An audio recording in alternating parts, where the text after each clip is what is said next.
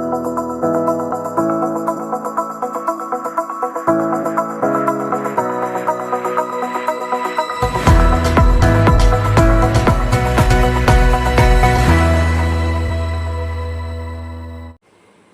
friends, welcome to 4-Star Studios. வாங்க நம்ம சேனலில் இன்றைக்கி தமிழ் புத்தாண்டு ஸ்பெஷல் பால் பாயசம் சேமியா போட்டு பால் பாயசம் எப்படி சூப்பராக ஒரு டேஸ்ட்டில் ரொம்பவே குயிக்காக ரொம்ப ஈஸியான மெத்தடில் ஒரு சரியான பக்குவத்தில் எப்படி செய்யலான்னு பார்க்கலாம். இப்போ இந்த பால் பாயசம் செய்கிறதுக்கு நான் ஒரு பேன் ஹீட் பண்ணியிருக்கேன். அதில் ஒரு 4 டீஸ்பூன் நெய் சேர்த்து நெய் ஹீட்டான பிறகு கொஞ்சமாக முந்திரி பருப்பு சேர்த்து நல்லா அதை ஒரு கோல்டன் ப்ரௌன் கலர் வர்ற வரைக்கும் நல்லா வறுத்து நல்லா சிவக்க வறுத்து எடுத்து வச்சுக்கலாம். பாருங்கள், நல்லா இந்த மாதிரி முந்திரி பருப்பை நல்லா வறுத்துட்டு எடுத்து வச்சுக்கலாம். முந்திரி பருப்பு வறுத்த பிறகு இந்த முந்திரி பருப்பு வறுத்த அந்த நெய் இருக்கு இல்லைங்களா, அந்த பாத்திரத்தில் அதுலேயே நம்ம கொஞ்சமாக சேமியா சேர்த்து வறுத்துக்க போகிறோம். இப்போ இது இருக்கட்டும். இப்போ நம்ம இதில் சேமியாவை வறுத்துக்கலாம். சேமியா பாருங்கள், நான் இன்றைக்கி சும்மா ஒரு கைப்பிடி அளவுக்கு தான் சேர்த்துருக்கேன். சேமியா அதிகமாக சேர்க்கக்கூடாது. சேமியா அதிகமாக சேர்த்தா அப்புறம் அது வந்து சேமியா பாயசம் மாதிரி ஆகிடும். பால் பாயசத்தில் சேமியா கம்மியாக தான் இருக்கணும். நெய்யில் சேர்த்து இந்த சேமியாவை நல்லா ஒரு பொன்னிறமாக வறுத்துக்கோங்க. அது பார்க்குறதுக்கும் நல்லாயிருக்கும், டேஸ்ட்டும் ரொம்பவே சூப்பராக இருக்கும். பாருங்கள், நல்ல ஒரு ப்ரௌன் கலர் வர வரைக்கும் மீடியம் ஃப்ளேமில் இந்த மாதிரி நெய்யில் வறுத்துக்கலாம். அதுக்கப்புறமா ஒரு 2 டம்ளர் மட்டும் தண்ணி சேர்த்து இதை நம்ம வேக வச்சுக்க போகிறோம். இப்போ இந்த வறுத்த சேமியா குக் ஆகிற வரைக்கும் நம்ம வெயிட் பண்ணலாம்.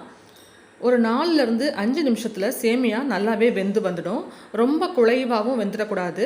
அப்புறம் நம்மளுடைய பாயசம் ரொம்ப திக்காகி நல்ல ஒரு மாதிரி குடிக்கிற பதத்தில் இருக்காது. பாயசம் ரொம்ப திக்காக கெட்டியாகி உங்களுக்கு அல்வா மாதிரி நல்லா ஆறின பிறகு பார்த்திங்கன்னா ரொம்ப திக்காக வந்துடும்.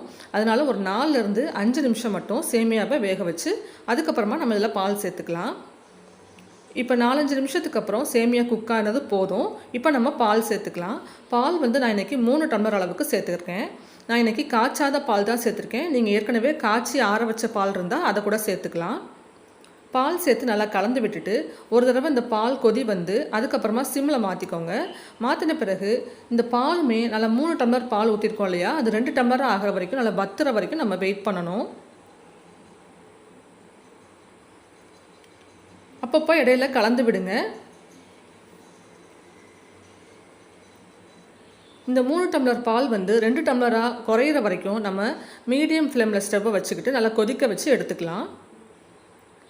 இப்போ இது கொதிக்கும் போது 2 ஏலக்காயை வாசனைக்காக தட்டி இதில் சேர்த்துக்கலாம். பாருங்கள், நல்லா ஒரு 4லேருந்து 5 நிமிஷத்துக்கு மீடியம் ஃப்ளேமில் நல்லா கொதிக்க விடுங்க. இப்போ இதில் நமக்கு தேவையான அளவுக்கு சர்க்கரை சேர்த்துக்கலாம். நான் இன்றைக்கி ஒரு 3/4 கப் அளவுக்கு சர்க்கரை சேர்த்துருக்கேன். நீங்கள் உங்களோட இனிப்பு சுவைக்கு தகுந்த மாதிரி பார்த்து சேர்த்துக்கோங்க.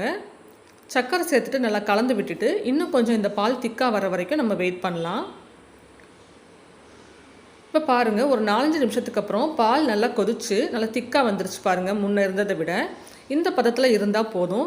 இதை விட ரொம்ப திக்காக ஆகிடக்கூடாது. இப்போ நம்ம ஸ்டவ்வை ஆஃப் பண்ணிக்கலாம். பாருங்கள், நான் உங்களுக்கு கரண்டில் எடுத்து காமிக்கிறேன். இந்த மாதிரி எடுத்து நீங்கள் குடிக்கிற பதத்தில் தான் இருக்கணும். அப்போ தான் பால் பாயசம் நல்லாயிருக்கும் டேஸ்ட்டு. ரொம்ப கெட்டி ஆகிடாமல் இந்த பதத்திலேயே நிறுத்திக்கலாம். இப்போ கடைசியாக நம்ம வறுத்து வச்சுருக்கிற முந்திரி பருப்பையும் சேர்த்து கலந்து விட்டுட்டு ஸ்டவ்வை ஆஃப் பண்ணிட்டோன்னா ரொம்ப டேஸ்டியான பால் பாயசம் சேமியா போட்டு சூப்பராக ரெடி பண்ணிடலாம். இந்த தமிழ் புத்தாண்டுக்கு நீங்கள் இதே மாதிரி ஸ்டைலில் பால் பாயசம் செஞ்சு பாருங்கள். எல்லோருமே ரொம்பவே நல்லா இருக்குன்னு சொல்லுவாங்க. டேஸ்ட்டும் ரொம்பவே சூப்பராக இருக்கும். அதிகமாக சேமியா போட்டுடாமல் இந்த மாதிரி மெத்தடில் செஞ்சு பாருங்கள். பால் பாயசம் ரொம்ப சூப்பராக வரும். இந்த வீடியோ உங்களுக்கு பிடிச்சிருந்தா லைக் பண்ணுங்கள், ஷேர் பண்ணுங்கள். நம்ம சேனல் 4-Star Studios-ஐ சப்ஸ்கிரைப் பண்ணி வச்சுக்கோங்க. தேங்க்யூ.